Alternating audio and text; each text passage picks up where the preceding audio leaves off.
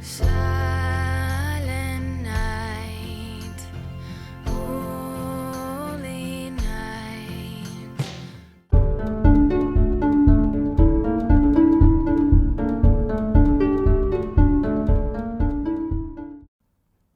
In what is supposed to be the Tory party's last general election video for 2019, Boris Johnson is seen parodying the Richard Curtis film Love Actually by taking on the part of Mark, played by Andrew Lincoln, expressing his love for Juliet. And this has been received by many as a game changer that could win Boris the election. However, if Jeremy Corbyn munches his way through the Tory lead any further, we could be looking at another Richard Curtis film, 4 elections and a funeral for the Conservative Party and the UK in the new year. And it would be too late then for Boris to say that he was just a boy stood in front of the electorate and asking them to love him. Anyway, the big news today is that of the Labour Party Shadow Health Secretary Jonathan Ashworth, who was recorded saying that his boss, Jeremy Corbyn, is not up to the job of being the nation's Prime Minister. Well, tell us something we didn't all know. And ever since these revelations in a recording obtained by Guido Fawkes, Ashworth has been running round the studios, actually admitting it's true and claiming it was all just a bit of banter during a private conversation with someone he knows. Ashworth told the BBC that it was a recording of him talking to an old friend of his, Greg Baker, a Tory activist who runs a political intelligence agency. Now this friend asked Ashworth that if Corbyn got in, would it be as bad as suspected? And Ashworth replied with lots of umming and ahhing, "I don't know on the security stuff. I worked in number 10. I think the machine will pretty quickly move to safeguard security. I mean the civil service machine. But it's not going to happen. I can't see it happening." And when talking about the national election picture, Ashworth said, "I've been going round these national places. It's dire for Labour. It's dire. It's awful for them, and it's the combination of Corbyn and Brexit.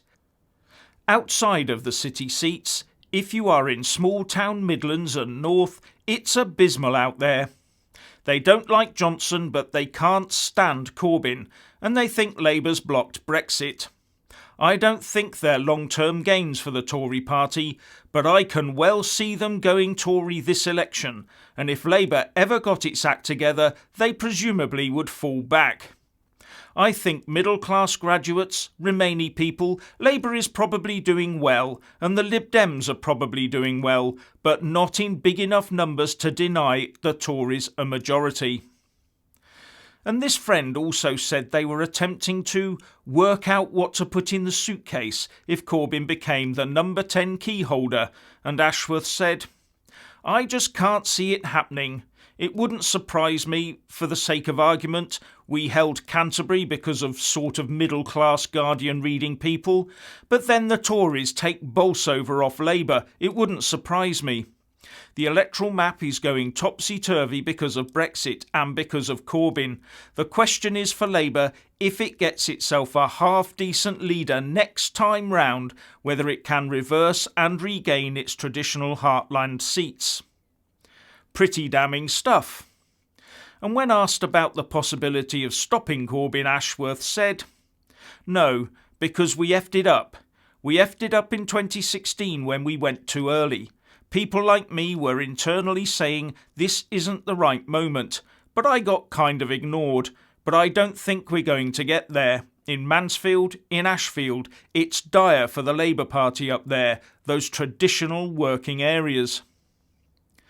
But at least he said that if the Tories win a majority, then things could move quickly to oust the current Labour leader.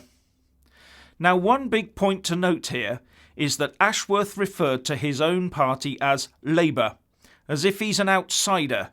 He never called it my party or with any type of ownership. Sounds to me like someone distancing themselves from an upcoming car crash. But as I said, Ashworth is now claiming that this was all banter with a mate. But he's now also claiming that the Labour Party is definitely going to win on Thursday. And on the banter angle with his mate, he told the BBC, "I didn't mean it. I'm winding him up. I'm joshing with him. It's banter." Then he said that he couldn't believe that his friend could do such a thing to him by releasing the audio file, and also said to Joe Coburn on the BBC Politics Live show that he was trying to psych out the opposition, saying, "He was ringing me. I was talking to him. He was saying his sources at CCHQ say Labour's doing well. I'm doing the old what Alex Ferguson would do, football manager kind of thing, trying to psych him out, saying, 'No, you're going to win, don't worry about it.' Because I know he's an activist in Canterbury, I'm trying to make him complacent. Obviously, I look a plonker now. I was a smart aleck, too clever by half. You're going to say, 'Well, you said this about Jeremy, you said that about the Labour Party.' Well, I'm deliberately throwing the Tory attack lines back at him to say this is what we're getting." Some banter. And I have to wonder what he'd say about someone he really thought was a danger to the country and to his own Labour Party. But what this actually shows is that Jonathan Ashworth could also be as much a danger to the country and to its people as the hard left Marxist Jeremy Corbyn himself obviously is. And I say that because the recording indicates the real possibility that Ashworth believes that Jeremy Corbyn is a massive threat to UK national security. But he is still prepared to fight an election to put that man Corbyn in number 10. Either that, or he is the plonker he claims to be, and shouldn't be let near a government ministerial position. And that goes for all those sat with him on the shadow cabinet. Tory Cabinet Minister Michael Gove commented, "I think John Ashworth is a decent man, trapped in a party he knows doesn't have the right leader. Jeremy Corbyn is opposed to NATO, against Trident, and thinks we should emulate Costa Rica, because it has no army, no allies, no deterrent, no military. No way can he be our PM." But I have to say, if Ashworth was talking how he truly felt in that audio file, then I would have to question his decency in continuing to support Corbyn within the shadow cabinet. And Boris Johnson tweeted, "Jonathan Ashworth is saying what hundreds of Labour candidates and millions of voters are thinking. Jeremy Corbyn is unfit to be PM because he is blocking Brexit." But I have to say, looking at Jeremy Corbyn and the motley crew he has around him, a lack of Brexit would be the least of our worries were he to become PM. I think an almost immediate national economic meltdown would be our most pressing concern. Gone are the days where it took time to shift money and assets about. These days, a couple of pushes of buttons on computers by the big boys could potentially cripple us.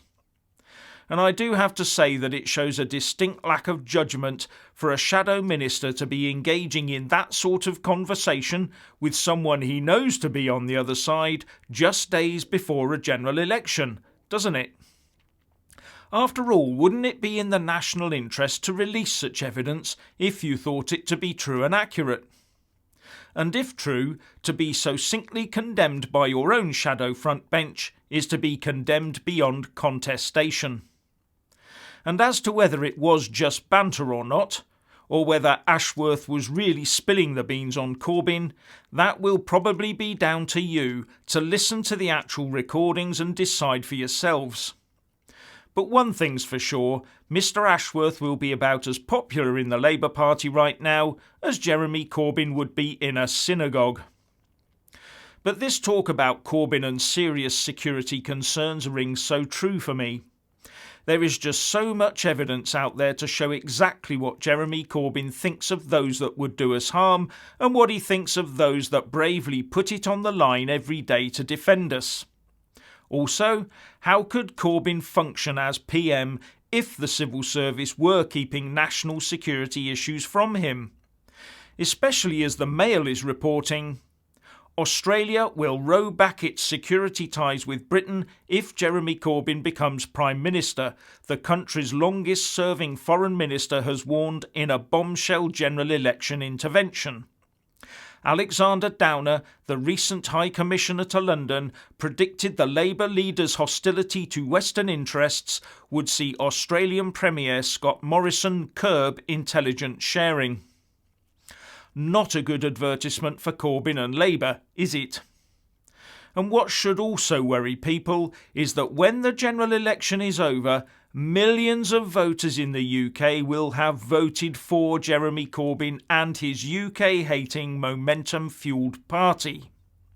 Millions of people would actually vote to see the UK turned into a Venezuela-style wasteland. But I would reckon that would almost certainly be purely down to the colour of the rosette and the Labour emblem, nothing more.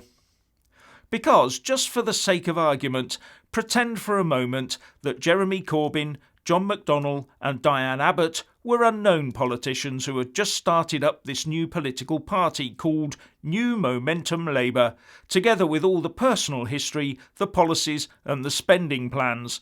Who could take any of them seriously, and who could possibly vote for them? I'd wager they'd get fewer votes than the monster raving loony party. But in this two-party state, only red and blue ever really matter, as we are once again discovering in this general election. And until that changes, we are doomed to continually suffer at the hands of both of them. Anyway, what do you think? Please share and comment, and thank you for watching.